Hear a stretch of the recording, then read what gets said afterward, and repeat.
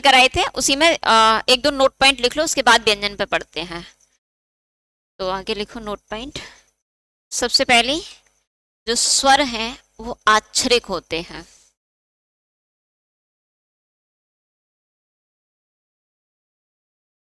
स्वर कैसे होते हैं? आच्छरिक। दूसरी बात, जो स्वर हैं वो अल्प प्राण होते हैं। और तीसरी पॉइंट है, स्वर घोष होते हैं। और घोष को ही सघोष शब्द से भी प्रयोग कर लेते हैं, यानी चाहे घोष आ जाए और चाहे सघोष शब्द आ जाए। कल स्वर के भेद करे थे, सारे भेद हो गए थे, उसी में आगे नोट पॉइंट डाल के लिख लो। स्वर अक्षरिक होते हैं। अक्षरिक का मतलब अक्षर बताए थे आपको, सिंबलेटिक होते हैं। कल वर्ण ध्वनि अक्षर इनका अंतर समझाया था। हाँ, तो स्वर कैसे हैं? अक्षरिक। और दूसरे पॉइंट, स्वर कैसे होते हैं? अल्प प्राण। देखो, प्राणत्व के आधार पर वर्णमाला के दो भेद होते हैं, अल्प प्राण और महाप्राण। वे वर्ण जिनको बोलते समय अल्प प्राण निकले, अल्प प्राण निकलने से मतलब कम प्राणवायु का संचरण हो, उन्हें कहते हैं अल्प प्राण। और घोष का मतलब होता है वे वर्ण जिनको बोलते समय स्वर तंत्रिकाओं का प्रयोग किया जाता है या गले में थोड़ा सा घर्षण प्रयोग होता है, उन्हें कहते हैं सघोष या घोष वर्ण। इतनी सी बात समझ में आ गई। एग्जामिनर अगर आपसे पूछ ले कि स्वर होते हैं अल्प प्राण महाप्राण दोनों या कोई नहीं, तो कैसे होते हैं? अल्प प्राण। और अगर पूछ ले स्वर घोष होते हैं अघोष होते हैं दोनों होते हैं या कोई नहीं होते, तो बेटा घोष होते हैं, घोष या सघोष, अघोष नहीं होते। इतनी सी बात समझ में आ गई? हाँ या ना? कोई कंफ्यूजन नहीं है इसमें? तो अब हेडिंग डालो व्यंजन वर्ण।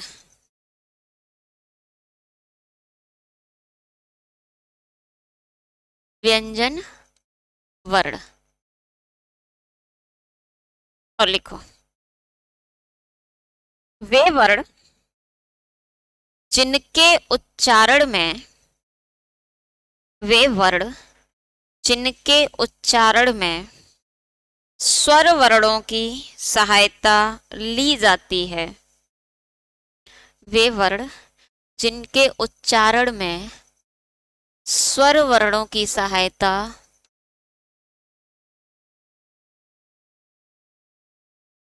स्वर वर्णों की सहायता ली जाती है, सहायता ली जाती है, व्यंजन वर्ण कहलाते हैं या व्यंजन वर्ण होते हैं।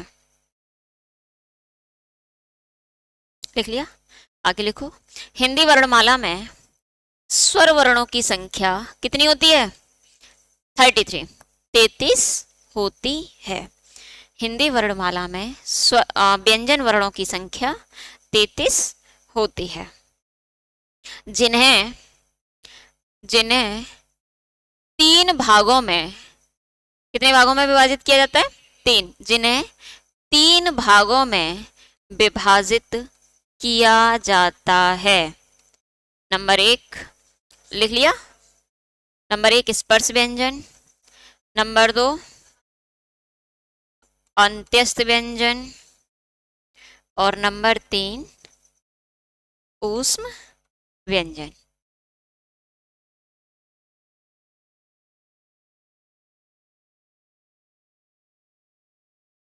लिख लिए बच्चे तीनों नाम?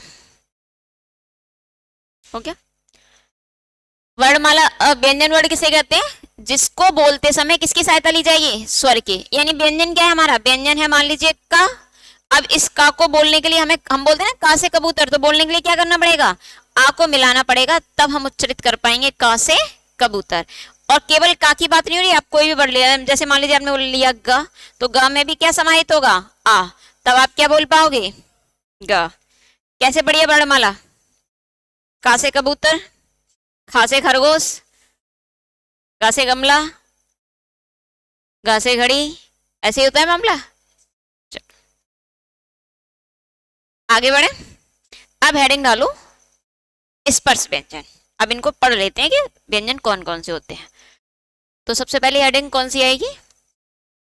स्पर्श व्यंजन। लिखो, वे व्यंजन वर्ण वे व्यंजन वर्ण जिनका उच्चारण करते समय वे व्यंजन वर्ण जिनका उच्चारण करते समय प्राणवायु मुख के एक निश्चित स्थान को स्पर्श करती है, मुख के निश्चित स्थान को स्पर्श करती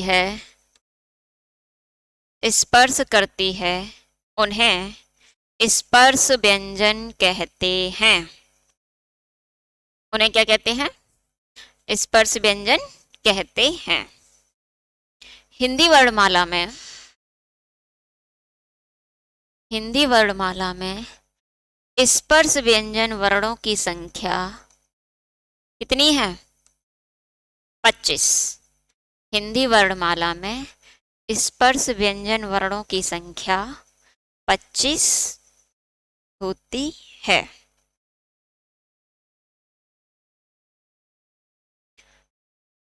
जिन्हें अर्थात इन 25 वर्णों को, जिन्हें 5 वर्गों में विभाजित किया जाता है, जिन्हें 5 वर्गों में विभाजित किया जाता है।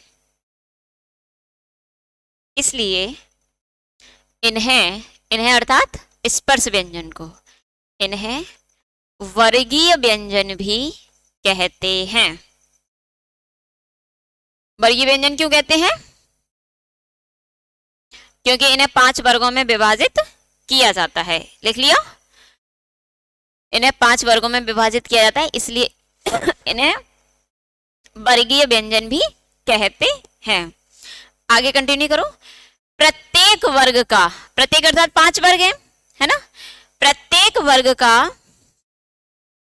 पंचम वर्ण, प्रत्येक वर्ग का पंचम वर्ण अनुनासिक होता है। प्रत्येक वर्ग का पंचम वर्ण अनुनासिक होता है। लिख लिया? आगे हेडिंग डालो, अनुनासिक। हेडिंग क्या डालनी है? अनुनासिक। लिखो, अनुनासिक किसे कहते हैं पहले ये समझ लो। वे वर्ण जिनके उच्चारण में प्राणवायु मुख व नासिका, मुख का मतलब क्या है? मुंह, और नासिका नाक, मुख और नासिका दोनों से प्रभावित होती है, दोनों से प्रवाहित होती है,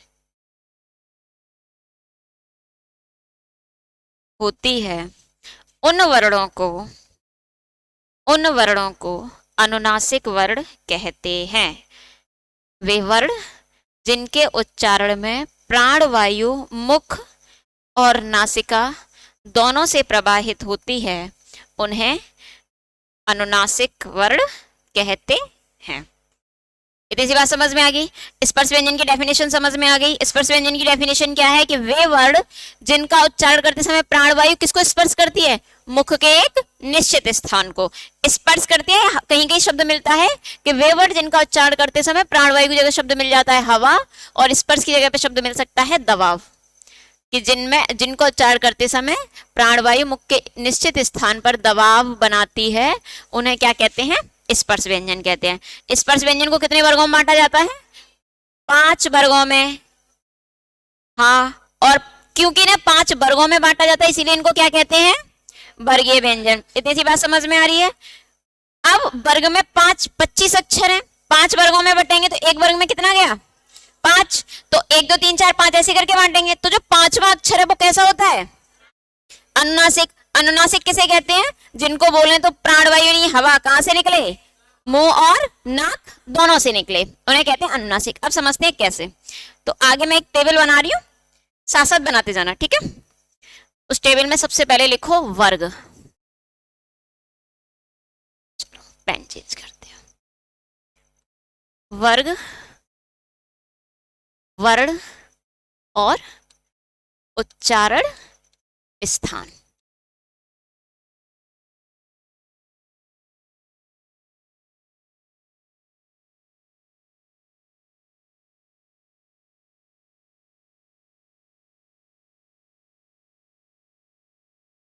वर्ग कौन कौन से होते हैं? 5 वर्ग होते हैं। सबसे पहले आता है क वर्ग, फिर आपका आएगा च वर्ग, फिर टा वर्ग, उसके बाद ता वर्ग और उसके बाद पा वर्ग।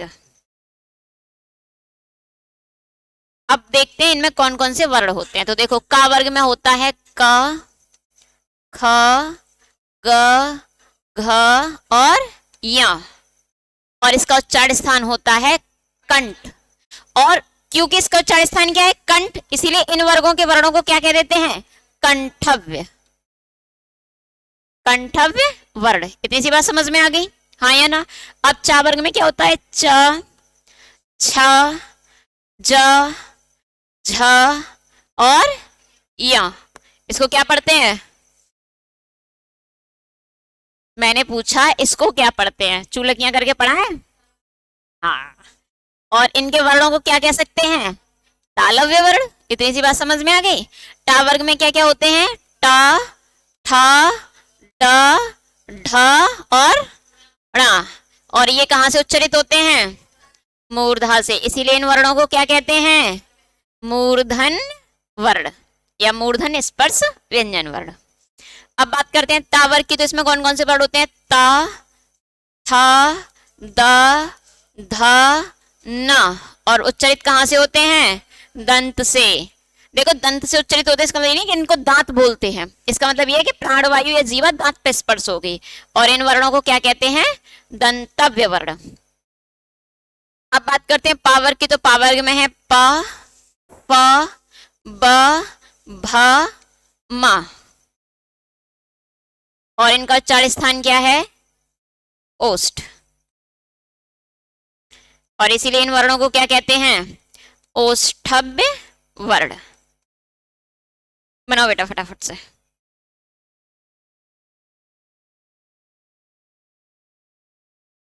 बना लिया? अब समझ लेते हैं जो हम पढ़ रहे थे। देखो सबसे पहले बात करते हैं स्पर्श व्यंजन कैसे होते हैं। तो स्पर्श व्यंजन वो वर्ण होते हैं जिनको बोलते समय प्राणवायु मुख के एक निश्चित स्थान को स्पर्श करेगी। यानी हम जिस वर्ग के वर्णों को बोल रहे होंगे हम पाएंगे मुख के, कल मैंने 4 स्थान बताए थे, कौन कौन से? कंठ, उसके बाद तालु, तालु के बाद मूर्धा, मूर्धा के बाद दंत और दंत के बाद ओष्ठ। हिंदी की लिपि जब लिपि पढ़ी तो उसकी सबसे पहली विशेषता क्या पढ़ी थी? कि हिंदी की लिपि वैज्ञानिक लिपि है, पढ़ी थी। उसमें क्या है? पहले स्वर आए, उसके बाद व्यंजन आए। कल हमने स्वर पढ़ लिए। पहले पूरे ऐसा तो नहीं था जैसे और अन्य भाषाओं में, जैसे अंग्रेजी में होता है कि पहले एक वर्ड वॉवेल्स आ गया, फिर कॉन्सोनेंट्स आ गए, फिर वॉवेल्स आ गया, ऐसे होता है ना वहां पे। हमारे यहाँ ऐसा नहीं है, पहले सारे वॉवेल्स फिर कॉन्सोनेंट्स। इतनी सी बात समझ में आ रही है। और जो वर्णमाला में क्रम है वो भी बिल्कुल क्रम से लगा हुआ है। पहले कंठव्य वर्ण, फिर तालव्य वर्ण, फिर मूर्धन्य वर्ण, फिर दंतव्य वर्ण, फिर ओष्ठव्य वर्ण। इसीलिए ये वैज्ञानिक है। आगे और इसकी वैज्ञानिकता धीरे धीरे नजर आएगी। अब देखो, अब का वर्ग के वर्णों को बोलो। बोलो का, खा, गा, घ, या। कंठ पे हल्का सा दबाव महसूस हो रहा है? अगर नहीं हो रहा हो तो हाथ रख के आप देखेंगे तो पाएंगे कंठ में थोड़ा सा आवागमन हो रहा है। इतनी सी बात समझ में हो रहा है ना? रटोगे तो समस्या आएगी, समझ के पढ़ोगे ज्यादा अच्छा है। तो का, खा, गा, घ यहाँ बोलते समय कंठ पर प्रेशर पड़ रहा है, तो ये वर्ण कैसे हैं? कंठव्य। यानी इन वर्णों का उच्चारण स्थान कैसा है? कंठ। अब बात करते हैं चा, छा, जा, झा, या। बोल लो बोल लो। जीभ है, दांत है, सही सलामत है, तो दांत के पीछे मसूड़े होते हैं, हाँ या ना? तो जो मसूड़े वहां जीभ का भाग स्पर्श हो रहा है या नहीं? हो रहा है ना? वही क्या है? तालो। तो चावर के वर्ण कौन से हैं? तालव्य वर्ण। इतनी सी बात समझ में आ रही है? अब बात करते हैं टावर की। तो टावर के वर्ण टा, ठा, डा, ढा, या। हो गया? टा, ठा, डा, ढा, ना हो गया।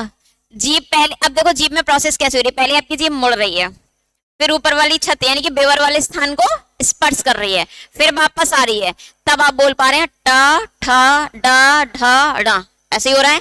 यानी जिस स्थान को स्पर्श कर रही है वो स्थान क्या है, मूर्धा। तो ये वर्ड कौन से हो जाएंगे, मूर्धन्य वर्ड। इतनी सी बात क्लियर हुई। अब बात करते हैं तावर की, तो बोलो ता था दा धा ना। अभी थोड़ी देर पहले आपने बताया कि आपके पास दांत ठीक ठाक हैं, सही सलामत हैं, तो ऊपर वाले दांतों से जीभ स्पर्श हो रही है। इसीलिए जो तावर के वर्ण है, जिन लोगों के दांत नहीं होते, यानी एक उम्र से पहले और एक उम्र के बाद सही उच्चारण नहीं होता। देखो कुछ लोगों की होता क्या है, प्राणवायु को कहां पर दबाव बनाना है, दांतों के पास, दांत तो है नहीं, हवा पहले ही बाहर निकल गई, तो उनका उच्चारण सही नहीं होता। तो ये समझ में आ गया इनका उच्चारण संता होता है। अब बात करते हैं पावर के वर्ण की, बोलो पा फा बा भा मा, दोनों होठ आपस में मिल रहे हैं। अच्छा, जिसको ऐसे भी समझ में ना आ रहा हो तो उसके पास एक और बहुत बेहतर अपडेटिंग है मेरे पास। बचपन में गेम खेला है, गैया, गैया को बच्चा और गुड़खाई कैसे खेलते थे, एक छोटा सा बच्चा रहता उसके दोनों होठों को ऐसे पकड़ लेते थे, और जैसे वो कहते हैं ना गैया का बच्चा गुड़खाई, एकदम से होठ मिला देते थे। अब उसी गेम को खेलना, पर नए तरीके से खेलना, अपने दोस्तों में खेल सकते, अपने ऊपर भी अप्लाई कर सकते हो।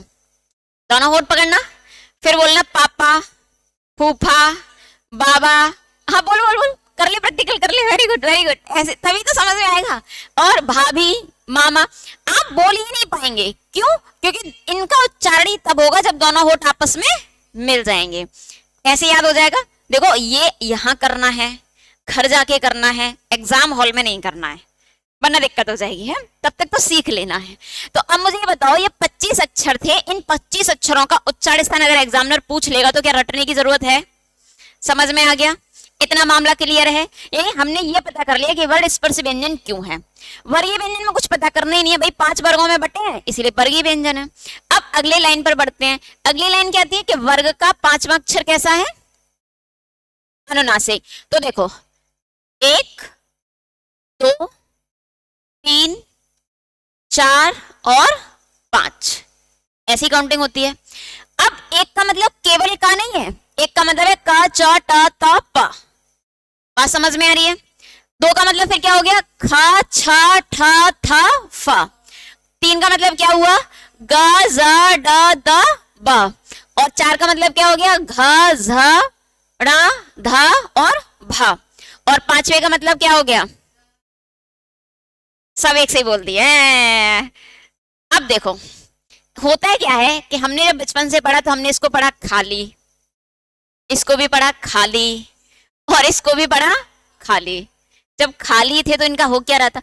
खाली से मतलब ये है, ये जो वर्ण हैं इनसे शुरू होने वाला शब्द नहीं हमें सामान्यतः मिलता हिंदी में, इसलिए हमने खाली, जैसे हमने का से कबूतर पढ़ा, आ से अनार पढ़ा, गा से गधा गमला पढ़ा, ऐसे पढ़े, गा से घोड़ा या घड़ी भी हो सकता है। तो उनसे शुरू होने वाले वर्ड हमें मिल जाते हैं, लेकिन इनसे शुरू होने वाले हमें अक्षर नहीं मिलते, इसलिए हम इसे खाली कह के पढ़ लेते हैं। लेकिन इसका मतलब ये नहीं कि इनसे कोई वर्ड नहीं बनते, स्टार्ट नहीं होंगे लेकिन मध्य में जरूर होंगे। अब समझते हैं कि अनुनासिक कैसे हैं। तो सबसे पहले हम इस वर्ड को लेते हैं, इसी के साइड में लिखते हैं।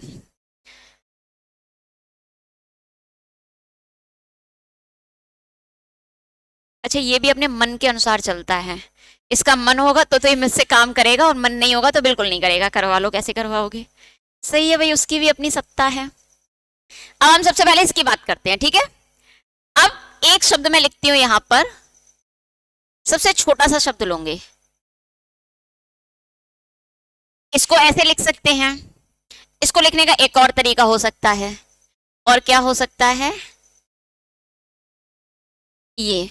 लेकिन जब लिपि पढ़ाई थी, सॉरी भाषा पढ़ाई थी, और भाषा के बाद जब हमने और पढ़े, उसमें लिपि में जो लिपि सुधार पढ़ाए थे उनमें एक पॉइंट लिखाया था कि पंचम अक्षर को या अनुनासिक अक्षर को, तो यही पंचम अक्षर है, यही अनुनासिक है। अब समझ में आ रही है? अनुनासिक वर्ण को अनुस्वार से इंगित करने का सुझाव सबसे पहले किसने दिया? वाह, ये जो पेज यहाँ पलटे जा रहे हैं ये घर में पलट लिए जाएं तो दिक्कत ना हो। डॉक्टर श्याम सुंदर दास का नाम आया था कहीं? हाँ, डॉक्टर श्याम सुंदर दास ने क्या कहा था कि ये जो 5 अक्षर हैं इनको सीधे सीधे ना लिख करके हम अनुस्वार से, अनुस्वार का मतलब क्या है? बिंदी, बात समझ में आ रही है? देखो 3 बिंदियां चलेंगी, मैं आगे भी तीनों समझाऊंगी। इसको कहते हैं अनुस्वार। एक बिंदी आपको ऐसे मिलेगी, हॉल, कॉल, डॉक्टर, कॉलेज। हाँ, इसको कहते हैं आगत स्वर। बात समझ में आ रही? इसीलिए कहती है जितना नोट कराती है नोट करते जाया करो। और एक होती है हमारी चंद्र बिंदु। बात समझ में आ गई? हाँ, डॉक्टर श्याम, हाँ जिसका नहीं लिखा है वो लिख लो। डॉक्टर श्याम सुंदर दास ने पंचम वर्ण को या अनुनासिक वर्ण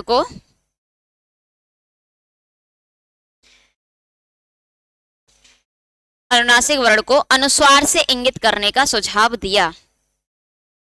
इससे पहले वाली क्लास में थी नहीं तुम लोग? अनुस्वार से इंगित करने का सुझाव दिया। चलो अब ये समझ लो, यानी इन्होंने क्या कहा था? इन्होंने से मतलब डॉक्टर श्याम सुंदर दास ने, कि जो 5वें अक्षर है ना, जब भी ये कहीं आधे आए तो इनको लिखने की आवश्यकता नहीं है, सिर्फ बिंदी लगा के हम काम चला सकते हैं। तो इसी को हम कैसे लिख लेते हैं? इसी को अब हम लिखते हैं ऐसे। दिखाई दे रहा है? पेन का कलर ठीक है?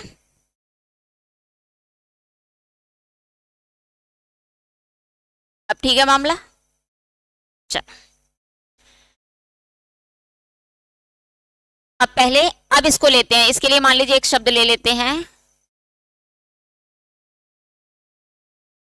और अब कौन सा है? टावर्ग। तो टावर्ग के लिए हम वो वर्ड लेते हैं जहां से आप निकले हो, पास हो करके। और इसके लिए तो वैसे ये वर्ड अपने आप में बहुत अच्छा है, दंत। चलो पंत को ले लेते हैं। सुमित्रानंदन पंत का नाम सुना है? और इसके लिए तो एक सबसे बढ़िया शब्द है। तो ये वो शब्द हैं जिनको हम इन वर्णों के साथ लिख सकते हैं। अब इन्हीं को हम ऐसे कैसे लिखते हैं? ऐसे लिखते हैं। इसको कैसे लिखा पाया है? और ये क्या हो गया? और ये क्या हुआ? अब देखो ये अनुनासिक कैसे हैं। अगर मैं बोलूं का से कबूतर, तो ये स्पर्श व्यंजन है। अनुनासिक की विशेषता क्या थी? कि मुंह और नाक दोनों से हवा बाहर निकलेगी। रटना मत, समझना और करके देखना। तो बताओ ये क्या लिखा है? क्या लिखा है ये? अंक। बोलो, अब नाक बंद करो फटाफट से। अब क्या हुआ? नहीं हुआ ना उच्चारण? या तो उच्चारण होगा नहीं, और होगा भी तो अशुद्ध होगा। अब समझ में आया? ये क्या लिखा है? नाक बंद करके बोलना। उच्चारण हो रहा है? नहीं हो रहा। ये क्या लिखा है? नाक बंद करके उच्चारित होगा? होगा ही नहीं, और होगा भी तो अशुद्ध होगा। ये क्या लिखा है? नाक बंद करके उच्चारित हो रहा है? नहीं हो रहा। और ये पंप, ये भी नाक बंद करके होगा? नहीं होगा। और जो यहाँ क्लास में भी ना बोल पा रहा हो वो घर जाके आराम से प्रैक्टिस करे, लेकिन एक विशेष टिप्पणी के साथ। नाक लिमिटेड समय के लिए बंद करनी है, बहुत ज्यादा देर के लिए बंद नहीं करनी है। पता चले मेरा करियर शुरू होने से पहले ही आप चौपट करवा दो, है ना? घर वाले आ जाए कौन है वो टीचर, तो वो काम नहीं करना है। अब अनुनासिक समझ में आ गए? अब रटने की जरूरत है अनुनासिक वर्णों को? नहीं ना? अब देखो अगला स्टेप समझते हैं अनुनासिक वर्णों से। मैं एक शब्द ले लेती हूँ, जैसे मैंने एक शब्द लिया, क्या लिख गया? बिंदी लगी हुई है, हाँ या ना? और एक और शब्द ले लेते हैं। ये 2 शब्द इसलिए भी चुने क्योंकि एक ही शब्द से शुरू हो रहे हैं। ये भी गा से शुरू हो रहा है, वो भी गा से शुरू हो रहा है, हाँ या ना? ये क्या है? गा के बाद किसका उच्चारण हो रहा है? ना का। और उसमें गा के बाद किसका उच्चारण हो रहा है? माँ का। कैसे पता?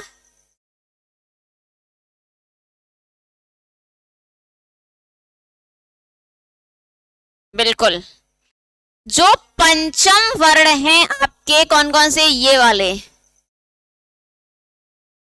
पहले तो ये हमें पता होने चाहिए, पहली कंडीशन। अब इन वर्गों के पास चले जाओ। कौन से वर्ण? 1, 2, 3 और 4। क, ख, ग, घ। अगर इन वर्णों के बाद में न का उच्चारण हो रहा है, या इस वर्ण में जैसे हमने ये लिखा ना, यहां पर बिंदी लगाई, कहां लगाई? क पर, कंठ। तो किससे पहले लगाई? कहां से पहले? तो ठा किस वर्ग का वर्ण है? टा वर्ग का। ट, ठ है कि नहीं है? तो अब था से पहले जो बिंदी इंगित हो रही है उसका मतलब क्या है? ये वाला अक्षर। तो कंठ ऐसे लिखा देखा है कि नहीं देखा? पहले तो मुझे ये बताओ, देखा है? हाँ या ना? अब जैसे मान लीजिए हम एक और शब्द ले लेते हैं, जैसे ये अंक है, इसको ही समझते हैं पहले। का से पहले बिंदी आ रही है, हाँ या ना? तो का वर्ग का पांचवा अक्षर क्या है? तभी तो ये यहाँ पे आधा है, हाँ या ना? जैसे मान लीजिए आपने एक शब्द लिखा देखा है गंगा, देखा है गंगा? तो गा के बाद में ही तो बिंदी का उच्चारित हो रहा है, सॉरी गा से पहले, गा से पहले तो बिंदी आ रही है, तो गंगा में आधा क्या है? अगर मैंने एक शब्द लिख दिया सारंग, तो सारंग में भी आधा क्या है? और क्यों है? क्योंकि गा से पहले बिंदी का उच्चारण हो रहा है। बात समझ में आ रही है? एक बार एक एग्जाम में पूछा था पंडित, तो बताओ पंडित में कौन सा अक्षर आता है? ये वाला। क्यों? क्योंकि डा से पहले उच्चारण हो रहा है। अब बताओ कहां कंफ्यूजन है? कोई कंफ्यूजन नहीं है। तो यहां पर ना क्यों है? क्योंकि ता, ता था दा धा ना। बात समझ में आ गई? और यहां पर मां क्यों है? क्योंकि ये पावर का वर्ण है। तो अब अगर एग्जामिनर आपसे कोई भी शब्द देके पूछ ले इसमें कौन सा अक्षर आधा है, तो बता दोगे? कोई डाउट? समझ में आ गया? चलो अब अगले स्टेप पे आगे बढ़ूं। एक शब्द लिखने तो नहीं है, वैसे लिखने की आवश्यकता नहीं है, उच्चारण से समझ में आ जाता है। और लिखने हो तो फिर बताओ लिखो, और नहीं तो फिर आगे बढ़े। आगे बढ़े तो अभी इसी पेज पे रहते हैं, बस यहां से जितने की जरूरत नहीं है उसको हटा देते हैं, क्योंकि हमें यहीं से अभी स्पर्श व्यंजनों को समझना है। ठीक, इसको भी हटा देते हैं, फिलहाल इसकी भी जरूरत नहीं है। अब हेडिंग डालो स्पर्श व्यंजन के भेद। क्या हेडिंग डालनी है? स्पर्श व्यंजन के भेद। और इसको मैं एक रे डायग्राम से समझा रही हूं। ये हो गया हमारा स्पर्श व्यंजन। अब हमें क्या करना है? ये दो आधारों पर होते हैं। जो हमने स्वरों को पढ़ा, हम उन्हीं आधार पर लगभग पूरी वर्णमाला का विभेदीकरण करेंगे। कौन किस किस आधार पर? सबसे पहले करेंगे हम प्राणत्व के आधार पर।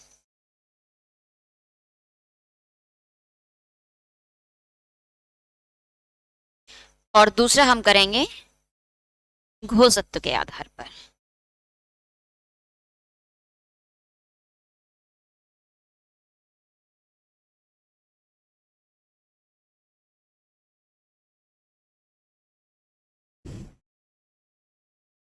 अब प्राणत्व के आधार पर भी कितने भेद होते हैं?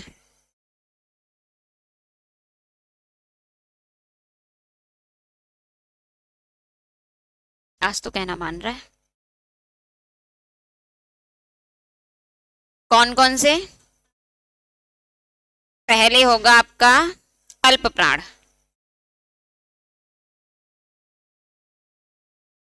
और दूसरा कौन से होते हैं? महाप्राण।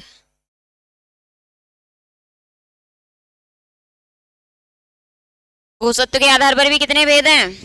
दो। सबसे पहले आपके आते हैं अघोष वर्ण, और दूसरे होते हैं सघोष, या सघोष को ही कह देते हैं घोष वर्ण।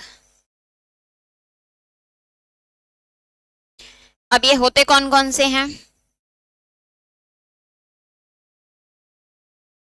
देखो, अल्प प्राण होता है पहला, तीसरा, पांचवा। महाप्राण होता है आपका दूसरा और चौथा। अघोष होता है पहला और दूसरा। और सघोष कौन सा होता है? तीसरा, चौथा और पांचवा। फटाफट से बना लो ये रे डायग्राम। और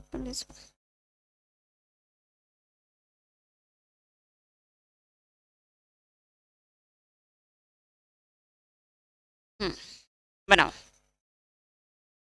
बना लिया? समझे?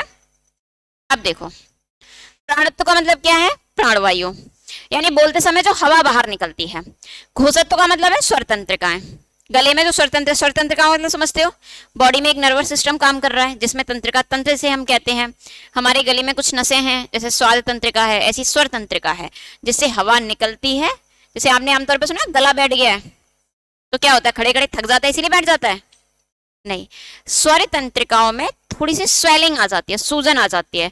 होता है क्या, कभी कभी तो कुछ उल्टा सीधा खाने से भी आ सकते हो, और कभी कभी बहुत ज्यादा प्रयोग करने से भी, जैसे बहुत ज्यादा जब आप चिल्लाइए, गले का बहुत ज्यादा प्रयोग है, कोई मशीन चलाते हैं जब उसका बहुत ज्यादा यूज कर लेते हैं तो वो भी तो हीट पकड़ जाती है, तो व्यक्ति का शरीर भी तो एक मशीन के ही समान है। तो जब आप उसका बहुत ज्यादा प्रयोग करते हैं तो भी आप पाते हैं कि गला बैठ गया, यानी आपने उसका बहुत, उसमें हल्की सी सूजन आ गई। अब क्योंकि नसें हैं, नर्वस सिस्टम है, समरसेबल का मोटा वाला पाइप तो है नहीं कि इतना भी पानी बह जाए, हल्के से ही प्राणवायु निकलती है, हल्के से, और उसमें हल्की सी भी सूजन आएगी तो हवा का आना जाना अवरुद्ध हो जाएगा, थोड़ा सा दबाव से निकलेगा, इसलिए आवाज कम निकलती है। तो घोषत्व का मतलब क्या है, स्वर तंत्रिकाओं का प्रयोग, इतनी सी बात समझ में आ रही है। और प्राणत्व का मतलब है प्राणवायु। अब किसी भी वर्ण को बोलते समय अगर कम प्राणवायु निकल रही है तो वो क्या होंगे, देखो प्राण का मतलब है हवा, अल्प का मतलब है थोड़ा, इतनी सी बात समझ में आ रही है। तो किसी भी वर्ण को बोलते समय कम प्राणवायु संचरित हो रही है तो कौन से वर्ण है, अल्प प्राण, और जिसको बोलते समय ज्यादा प्राणवायु का संचरण हो रहा है वो कौन से है, महाप्राण। अब वर्ग का जो पहला, तीसरा, पांचवा अक्षर है, तो पहले बोलो क, कम हवा निकल रही है, बोलो ख, तो क की अपेक्षा ज्यादा निकल रही है तो ये क्या हो गया, महाप्राण। अब बोलो ग, कम हवा का संचरण हो रहा है, और बोलो घ, तो ज्यादा हवा का संचरण हो रहा है, और आप बोलते हैं या, तो भी हवा का संचरण कम हो रहा है, यानी और ये केवल का नहीं है, आप बाकी की प्रैक्टिस भी आराम से करना। जब आप बोलेंगे च तो कम हवा निकलेगी, और बोलेंगे छ तो हवा ज्यादा बाहर, मतलब हवा से मतलब थोड़ा समय भी ज्यादा लगेगा, और ऐसे जब बोलेंगे तो कम हवा बाहर निकलती है, और झ बोलते समय प्राणवायु ज्यादा निकलती है। तो पहले का मतलब मैंने पहले ही बताया, पहले का मतलब है क च ट त प, इतनी सी बात समझ में आ गई। तो अब अगर आपसे पूछ ले कि वर्ग का पहला वर्ण प्राणत्व के आधार पर कैसा है तो कैसा है, अल्प प्राण, और वर्ग का दूसरा वर्ण प्राणत्व के आधार पर कैसा है, और तीसरा कैसा है, चौथा और पांचवा, यानी इनको तो आप इवन और ऑड नंबर करके भी याद कर सकते हो, इसे कहते हैं ना सम विषम। तो जितने विषम वर्ण है वो क्या, कौन से हैं, और जितने सम संख्या है वो कितनी है, महाप्राण। इतनी सी बात समझ में आ गई। अब बताओ यहाँ कोई समस्या नहीं। अब घोषत्व के आधार पर बात कर लें, तो घोषत्व के आधार पर वर्ण कैसे होते हैं, वर्ग का पहला और दूसरा वर्ण बोलते समय, भले ही दूसरा वर्ण बोलते समय हवा भले ही बाहर निकले, लेकिन आप पाएंगे कि गले में घर्षण कम हो रहा है, स्वर तंत्रिकाओं का प्रयोग कम हो रहा है। बोलो क ख, अब आप बोलिए ग घ या, तो ग और घ और या बोलते समय पाते हैं कि कंठ पे थोड़ा सा प्रेशर ज्यादा पड़ रहा है। तो वर्ग का पहला और दूसरा वर्ण कैसा है, अघोष, और पहले दूसरे का मतलब क्या हो गया, क ख च छ ट ठ त थ और प फ। और वर्ग के जो तीसरा, चौथा, पांचवा वर्ण है वो कैसा है, सघोष। तो जब आप इनको बोले, जैसे आपने ग घ ढ बोला तो गले में प्रेशर ज्यादा पड़ा, यानी स्वर तंत्रिकाओं का दबाव ज्यादा था। जब आप बोलेंगे ज झ य तो भी आप पाएंगे क्या है, स्वर तंत्रिकाओं का थोड़ा सा प्रेशर है। तो जिन वर्णों को बोलते समय स्वर तंत्रिकाओं का कम प्रयोग होता है वो अघोष वर्ण होते हैं, और जिनको बोलते समय अधिक प्रयोग होता है, स्वर तंत्रिकाओं में हम थोड़ा दबाव ज्यादा पाते हैं, तो वो कौन से वर्ण होते हैं, सघोष या घोष वर्ण। इतनी सी बात समझ में आ गई। अब बताओ कहाँ कंफ्यूजन है, स्वर वर्णों में कोई सॉरी स्वर में नहीं, स्पर्श व्यंजनों में कोई कंफ्यूजन। अब मुझे ये बताओ, अब अगर एग्जामिनर आपसे ये पूछ ले कि स्पर्श व्यंजन में अल्प प्राण वर्ण कितने हैं, तो बताओ कितने हैं, स्पर्श व्यंजनों में अल्प प्राण वर्ण कितने हैं, भाई सुनो, वो ये कहना चाह रहा है स्पर्श व्यंजन कितने हैं आपके, पहले समझो बात को, प्रश्न को समझो, 25, ठीक है। अब वो आपसे क्या पूछना चाह रहा है, देखो हर चीज लिखा ही नहीं जा सकती, आपको खुद से समझने होंगे। अब अगर अल्प प्राण, यानी इन 25 वर्णों में अल्प प्राण कितने हैं, तो भाई देखो पहला, तीसरा, पांचवा का मतलब क्या, पहला 1 2 3 4 5, अब तीसरा 5 तो ये हो गए, 6 7 8 9 10 11 12 13 14 15, तो अल्प प्राण वर्ण कितने हैं। अब बताओ अगर महाप्राण पूछ ले तो कितने हैं, 10, भाई दूसरा चौथा, बात समझ में आई। अब अगर वो ये पूछ ले स्पर्श व्यंजनों में घोष वर्ण कितने हैं, मैंने घोष बोला है यानी सघोष, कितने हैं, 15, भाई तीसरा चौथा पांचवा, और अघोष वर्ण कितने हैं, बात समझ में आ गई, हाँ या ना। अब मुझे ये बताओ, स्पर्श व्यंजन आपने पढ़े, स्पर्श व्यंजन किसे कहते हैं ये समझ में आ गया, उनको वर्गीय व्यंजन क्यों कहते हैं ये समझ में आ गया, अनुनासिक किसे कहते हैं ये पता चल गया, अनुनासिक कौन कौन से होते हैं ये पता चल गया, और आपके स्पर्श व्यंजन प्राणत्व और घोषत्व के आधार पर किस किस तरीके से डिवाइड होते हैं ये आपको पता चल गया। 25 वर्णों का उच्चारण स्थान याद हो गया। इतनी सी बात समझ में आ गई। अब इतना और समझ लो कि यहां से प्रश्न कैसे बनेगा। पहली बात, अभी बताना है या पूरी वर्णमाला समाप्त करके बताना है? अभी बताते हैं इस टॉपिक से। देखो ये वर्ड आपके पास नोट है, ठीक। अब देखो कैसे प्रश्न पूछ सकते हैं, इसी को सामने रख के पूछूंगी, इससे आपको सुविधा ज्यादा होगी। पहले क्या होता था, कुछ साल पहले अगर हम देखें तो एग्जामिनर क्या करता था, कोई भी 4 अक्षर दे देता था। मान लेते हैं उसने अक्षर दिए आपको 4, उसको अक्षर देने हैं, मैं जो अंडरलाइन कर रही हूं आपको वो देखने हैं, ठीक। ये 4 ऑप्शन है। अब उसका प्रश्न क्या बन सकता है, पहला, निम्न में से तालव्य वर्ण कौन सा नहीं है? तो कौन सा नहीं है, क्योंकि ये कैसा है, मूर्धन्य। बात समझ में आ रही है? पहले इतने सरल प्रश्न पूछे जाते थे, ये बिल्कुल सरल प्रश्न है। इतनी सी बात समझ में आ गई। अब एग्जामिनर क्या कर रहा है, एग्जामिनर चाहता है कि आप ठीक से पढ़ें और ध्यान से पढ़ें। अब वो क्या करता है कि मान लीजिए उसने यही 4 वर्ण दे दिए, लेकिन अब वो कैसे देगा, अब वो भाई ऐसे देगा, इन 4 अक्षरों को टेबल बनाएगा। एक तरफ लिखेगा वो वर्ण और दूसरी तरफ मान लीजिए उसने लिख दिया आपको अल्प प्राण या महाप्राण के आधार पर उसने डिवाइडेशन कर दिया, ठीक है। यानी उसने लिखा अल्प प्राण, या वो नहीं भी लिखना चाह रहा है तो एक तरफ उसने यही अक्षर लिख लिया, मान लीजिए उसने लिखा च, इन्हीं वर्णों को ले लेते हैं, या और ड। अब इधर वो क्या लिखेगा, इधर वो लिखेगा इनकी विशेषताएं। हो सकता है वो इनकी विशेषताएं ये लिख दे उच्चारण स्थान वाली, तो उच्चारण स्थान में तो तीनों लगभग समान ही है क्योंकि एक ही जैसे वर्ण मैंने अभी रेखांकित किए हैं। अब दूसरा तरीका और टफ करने का क्या हो सकता है, अब वो लिखेगा जैसे ये है तो इसमें कौन कौन से गुण है, ये अल्प प्राण और अघोष है, हाँ या ना। तो यहां से किसी एक कॉलम में मान लीजिए उसने यहां लिख दिया अल्प प्राण अघोष, इस वाले वर्ण की क्या विशेषता है कि ये कैसा है आपका, महाप्राण है और सघोष है या नहीं। तो अब वो यहाँ कहीं लिख देगा मान लीजिए महाप्राण और सघोष, इसकी भी विशेषता कैसी, अब वो दोनों सेम है तो इसको तो नहीं चुनेगा, हो सकता है इसकी जगह वो उसने ये वाला वर्ण ले लिया, तो अब वो फिर कह देंगे कैसा है, तो ये वाला वर्ण कैसा है, अल्पप्राण और सघोष, और ये कैसा है, अल्पप्राण और सघोष, और वो यहां आपसे करवा ले मैचिंग। आजकल मैचिंग वाले क्वेश्चन ज्यादा आ रहे हैं, बात समझ में आ रही है? तो आप समझ गए मैचिंग वो कैसे करवा सकता है। पहली बात वो ये भी पूछ सकता है अल्पप्राण वर्ण कुल कितने हैं, स्पर्श व्यंजन में महाप्राण कितने हैं तो ये आप बता देंगे, अनुनासिक वर्ण कितने हैं ये बता देंगे, कुल वर्ण कितने हैं ये बता दोगे, कितने वर्गों में डिवाइडेड हैं ये बता दोगे। अगर वो मैचिंग करवाता उच्चारण स्थान के आधार पर करवा लेगा तो भी बता दोगे, हाँ या ना। और अगर वो प्राणत्व गोसत्व के आधार पर करवाता है तो भी कर लेंगे आप, हाँ या ना। इतनी सी बात क्लियर हो गई। आगे बढ़े तो हेडिंग डालो अंत्यस्थ व्यंजन। हेडिंग क्या डालनी है, स्पर्श व्यंजन के बाद कौन से व्यंजन आते हैं, अंत्यस्थ व्यंजन।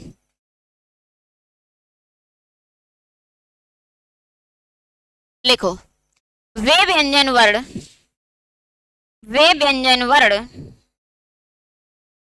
जिनकी ध्वनि अंतःस्थल से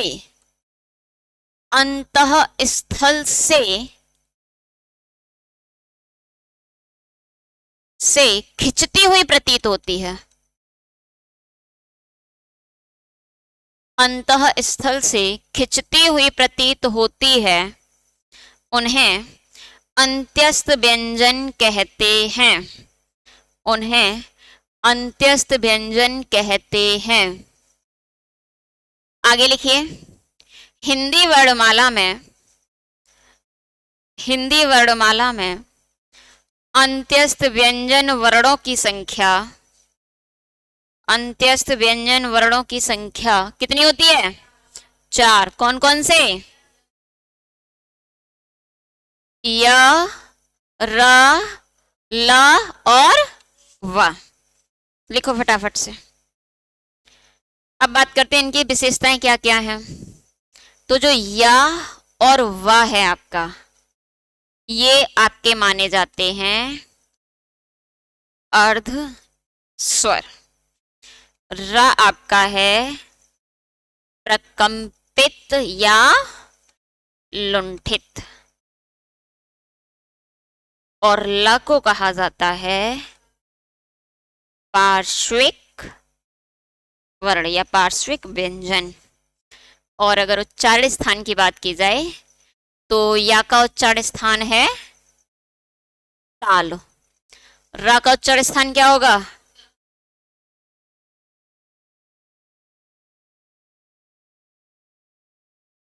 और ला का उच्चारण स्थान देखो ऑप्शन में हो, पहले वर्ड्स लिखते हैं।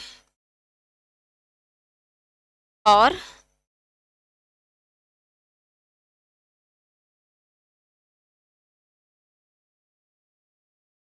वा का उच्चारण स्थान क्या है? दंतोष्ठ। इतना नोट कर लिया बच्चे? एक चीज और लिखो नोट पॉइंट में, जो अंत्यस्थ व्यंजन है वो अल्प प्राण, नोट पॉइंट करके लिख लो, अल्प प्राण और सघोष होते हैं। अल्प प्राण और सघोष, सघोष क्या होता है ये मैं करा चुकी हूं, हाँ या ना? उच्चारण स्थान आपको समझ में आ रहे हैं? चलो अब समझे इनको। अंत्यस्थ व्यंजन क्या होते हैं पहले तो ये समझते हैं। तो ऐसे वर्ण जिनकी ध्वनि कहां से खिंचती हुई प्रतीत होती है? अंतःस्थल से। अंतःस्थल का मतलब क्या है? कंठ के भी अंदर से। अब इसको समझने के लिए जो वर्ण है पहले उनका उच्चारण कर लेते हैं। तो वर्ण कौन कौन से हैं? या र ल व, बोलो फटाफट से। या र ल व। बाबा रामदेव का नाम सुना है? कपाल भारती किया है? Very good. कपाल भारती में क्या होता है? पेट का ऊपरी भाग, जब हम सांस झटके से छोड़ते हैं तो ऊपरी भाग पे दबाव बनता है। तो जब आप बोलेंगे या र ल व, तो पेट के ऊपरी भाग पे, उधर के ऊपरी हिस्से पे हल्का सा प्रेशर है, हाँ या ना? यानी ध्वनि हमें ऐसा लग रहा है पेट से अंदर से खिंचती हुई प्रतीत हो रही है। तो वो वर्ड कौन से हैं? अंत्यस्थ व्यंजन। होते कौन कौन से हैं? या रा ला वा। इतनी सी बात क्लियर हो गई। जो या है और जो वा है इसे अर्ध स्वर की संज्ञा दी जाती है। किसकी संज्ञा दी गई है? अर्ध स्वर की, आधे स्वर। जैसे आप पाएंगे कहीं कहीं लिख देते हैं गई,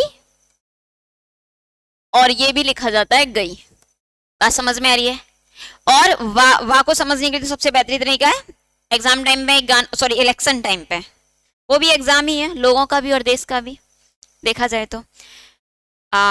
यूपी में जब इलेक्शन था तो एक गाना आया था, यूपी में कावा, मैथिली भाषा में था, यूपी में कावा। तो वा का मतलब क्या था? यूपी में क्या है। मैथिली और अवधी में वा को प्रयोग किया जाता है हर लगभग शब्दों के बाद में। अवधि में तो ये कि ज्यादातर आकारांत शब्दों के बाद में, जैसे आपने कहा बसवा, क्रिकेटवा, खाएगवा, यानी वा का टोन होता है। तो या और वा को कैसे प्रयोग किया जाता है? क्या माना जाता है? अर्धस्वर। कई बार क्वेश्चन आता है निम्न में से अर्धस्वर कौन से हैं? तो कौन कौन से हैं? या और वा। अब रा को कहते हैं प्रकंपित या लुंठित। तो पहले बोलो रा बोल लिया। देखो हमने जब टावर के वर्ण बोले थे टा ठा डा ढा डा, तो क्या हुआ था? जीभ मुड़ी थी, स्पर्श हुई थी, वापस आई थी, उसके बाद उच्चारण हुआ था, ऐसे ही मामला था। लेकिन बोलो रा, जीभ मुड़ रही है, पहले तो मुड़ी नहीं रही है ठीक से, सिर्फ रा बोलते समय ऊपर स्पर्श हो रही है लेकिन वापस नहीं आ रही है, वहीं पर लटकी हुई है, लपटी हुई है, यानी जीभ लुढ़क के वहीं चिपक गई। अब जब वहां जीभ चिपकी हुई है और हवा प्रेशर से बाहर आ रही है तो दोनों तरफ से बाहर निकल रही है ना, तो जीभ में वाइब्रेशन हो रहा है, हाँ या ना? तो ये वर्ड कैसा है? प्रकंपित। किताब में लिखा नहीं है कि जीभ लटकी हुई है, वो समझाने के लिए बता रही हूँ। तो ऊपर जीभ बेचारी लटक गई है तो वर्ड कैसा है? अब याद रहेगा, जीभ में वाइब्रेशन हो रहा है तो कैसा है?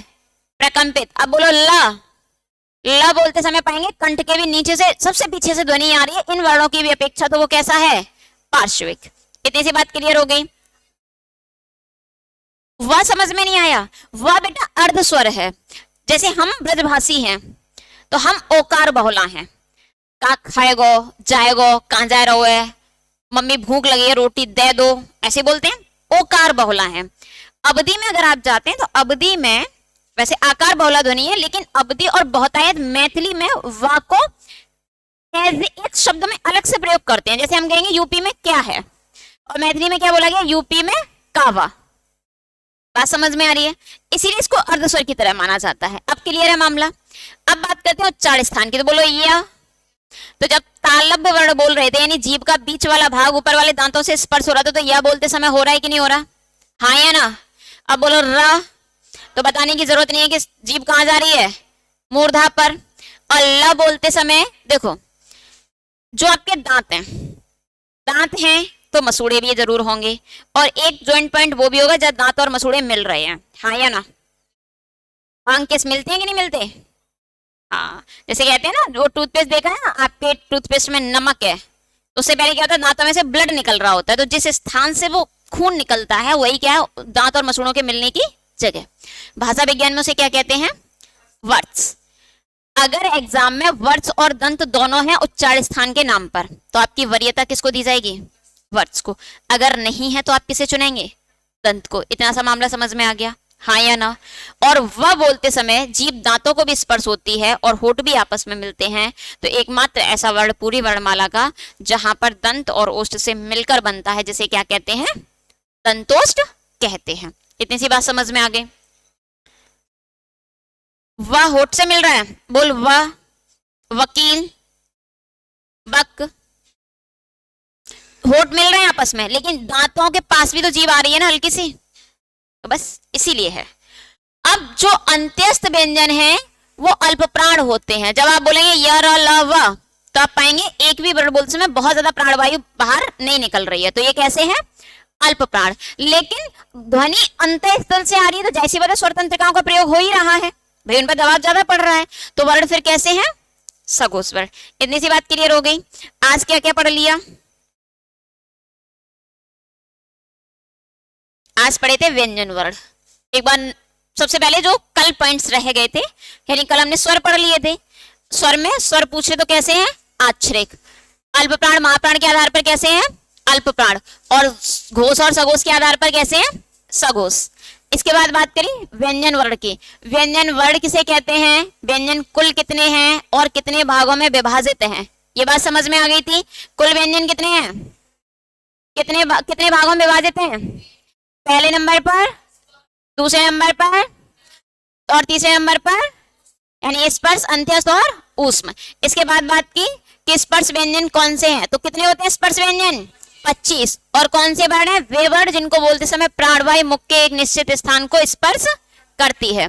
25 वर्णों को कितने वर्गों में बांटा, 5 वर्गों में। प्रत्येक वर्ग कैसा होता है भाई, प्रत्येक वर्ग में 5-5 वर्ण होते हैं, और प्रत्येक वर्ग का 5वां अक्षर कैसा है, अनुनासिक किसे कहते हैं, जिनको बोलते समय प्राणवायु मुंह और नाक दोनों से बाहर निकलती है। उसके बाद पढ़े कि स्पर्श व्यंजन कौन कौन से हैं, यानी 5 वर्ग पढ़े, 25 व्यंजन पढ़े, उनका उच्चारण स्थान, अनुनासिक वर्णों को उदाहरण सहित समझ लिया। इसके बाद स्पर्श व्यंजनों के भेद पढ़े, प्राणत्व के आधार पर भी और घोषत्व के आधार पर। प्राणत्व के आधार पर कितने भेद हैं, 2, अल्प प्राण और महाप्राण। घोषत्व के आधार पर कितने भेद हैं, 2, सघोष और अघोष। तो अल्प प्राण वर्ण कितने हैं, 15। कौन कौन से, पहला, तीसरा, 5वां। महाप्राण कितने हैं, 10, दूसरा और चौथा। अघोष वर्ण कितने हैं स्पर्श व्यंजनों में, 10, पहला और दूसरा। और सघोष कितने हैं, कौन कौन से, तीसरा, चौथा और 5वां। इसके बाद बात करी अंत्यस्थ व्यंजन की, तो अंत्यस्थ व्यंजन कितने हैं, 4। अंत्यस्थ व्यंजन को जो विशेष संज्ञाएं दी गई है, यानी प्रयत्न के आधार पर जिनको माना गया है, तो प्रयत्न के आधार पर य और व कैसा होता है, अर्धस्वर। र कैसा है, प्रकंपित और लुंठित। और ल कैसा है, पार्श्विक। या का उच्चारण स्थान ताल, रा का उच्चारण स्थान, ला का उच्चारण स्थान वर्ष या दंत, और व का उच्चारण स्थान दंतोष्ठ। अंत्यस्थ व्यंजन प्राणत्व के आधार पर कैसे हैं और घोषत्व के आधार पर। आज की क्लास में इतना ही, धन्यवाद।